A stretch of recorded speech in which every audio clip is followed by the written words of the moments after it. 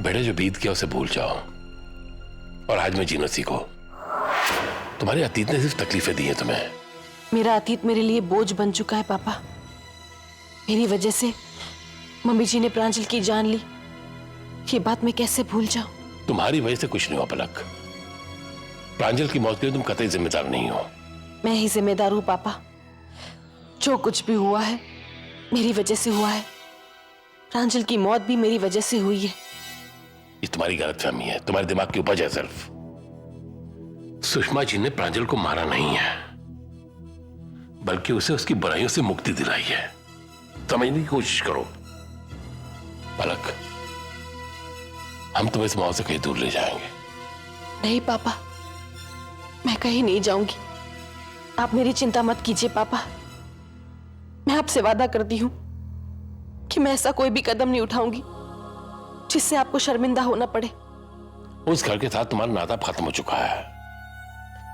मैं मानता हूं तुम दक्ष को चाहती हो, लेकिन कुछ रिश्ते नदी के दो किनारों की तरह होते हैं जो कभी नहीं मिल सकते।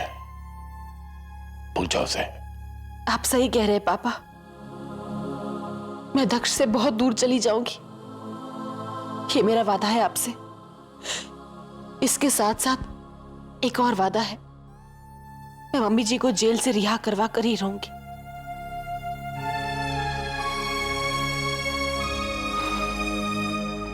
दक्ष, चलो खाना खा लो।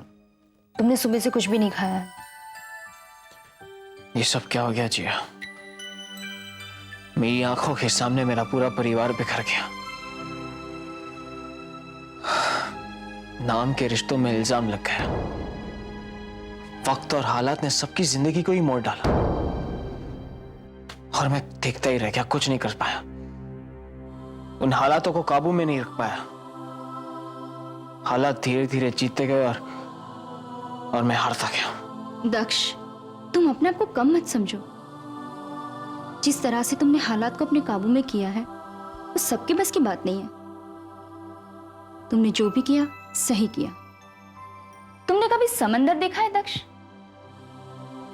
लहरें आती है, किनारों से टकराती है और फिर वापस समंदर में चली जाती है।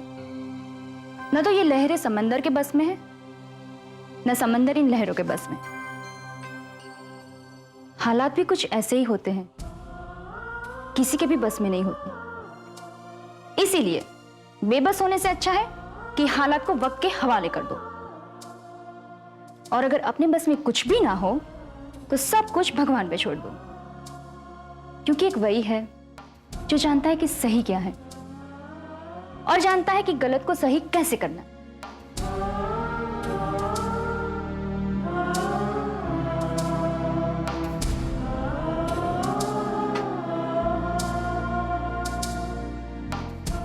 ये हालात ही तो है दक्ष कि मैं तुमसे ये भी नहीं कह सकती कि मैं तुम्हारे साथ हूं, क्योंकि मैं खुद भी नहीं जानती कि किस्मत में हमारा साथ कितना लिखा है। जिया डार्लिंग, जितना वक्त, जितनी खुशियां दक्ष के साथ बिताना चाहती हूँ बिता लो, क्योंकि बहुत जल्द मां अपना कब्जा इस घर पर कर लेगी।